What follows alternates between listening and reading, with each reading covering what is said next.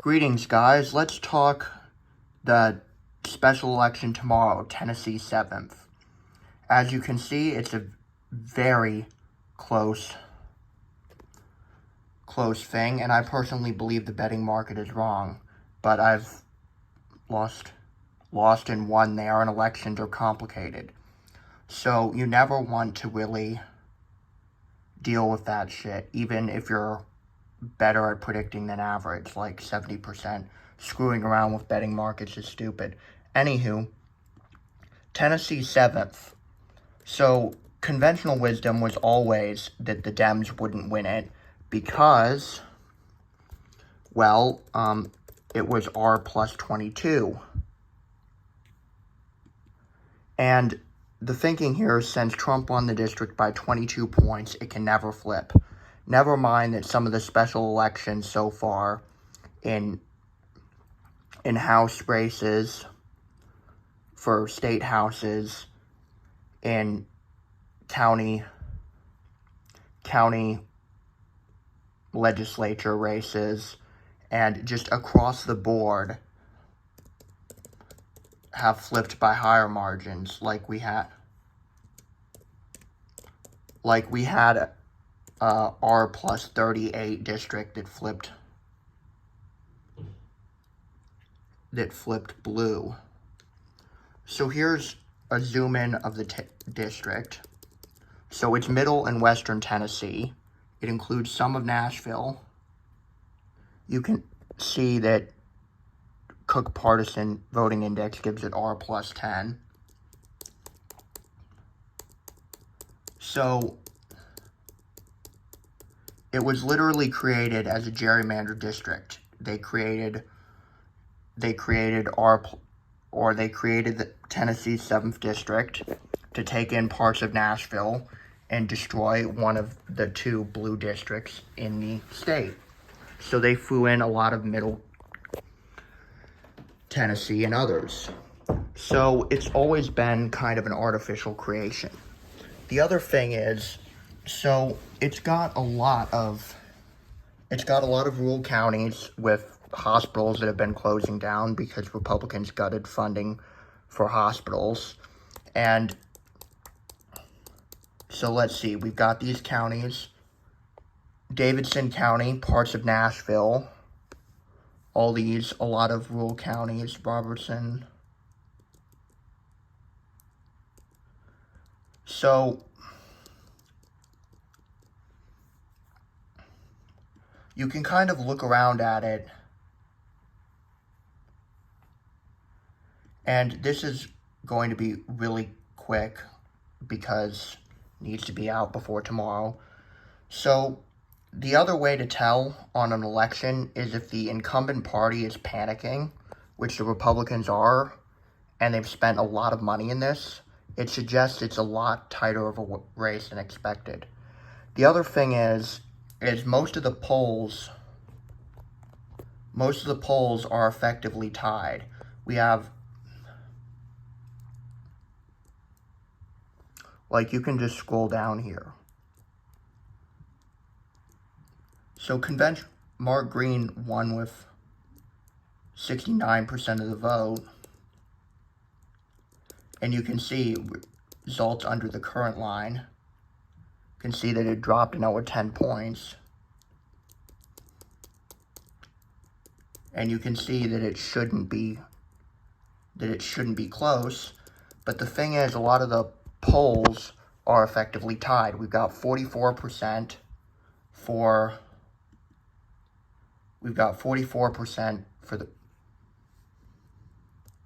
the Republican running, and or is it 46?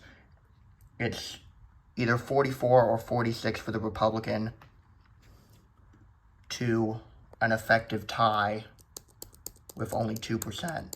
As you can see, the problem is the big, beautiful bill, or as I call it, the big bullshit bill.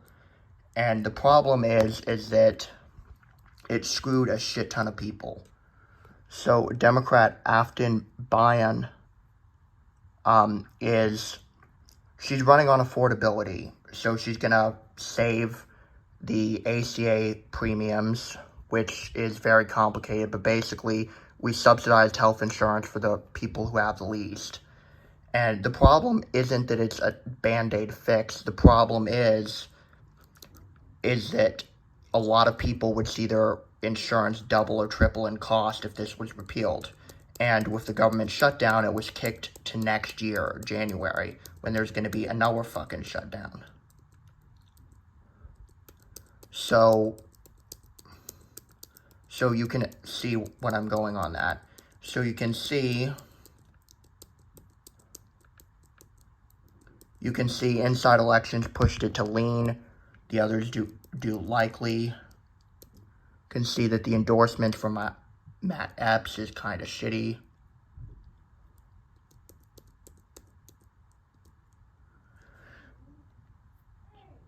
Ben has a whole bunch of them. And these are the latest polls. You can see that Matt Van Epps has 49. Impact Research. Wait, that has a higher margin of error, so that's less valuable. So you can see that a lot of the polls are neck and neck, 48 to 46, with the rest other undecided, 49 to 47.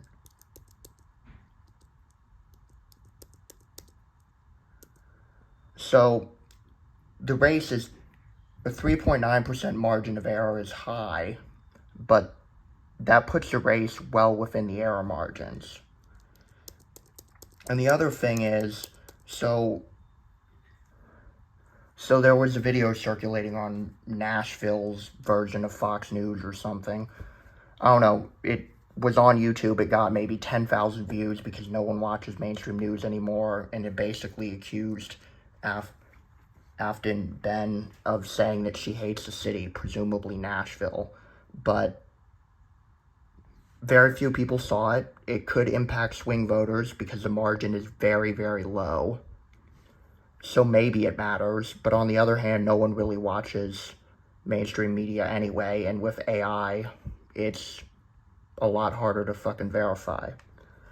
The other thing is Trump did a town hall online, a virtual town hall over fucking Zoom, where his face looked terrible, his hands were terrible, he didn't even leave the chair. If anything, that just adds to health concerns, which could very easily push swing voters in the other way because it says, I'm too lazy to show up. So I think the election could go either way, but my gut feeling is that it will come down to a couple points.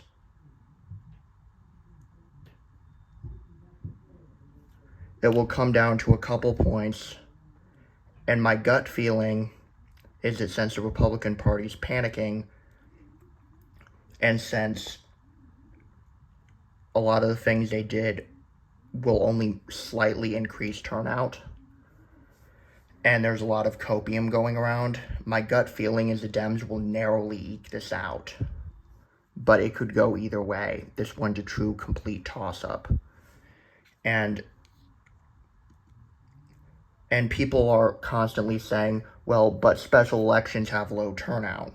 And it's like, well, if turnout is up in a special election where people don't usually vote, and people usually vote for the incumbent after they're elected, what that says is that once the Republicans lose a seat, even if, turnout's not 60% like it was in 2024, it's only 40%.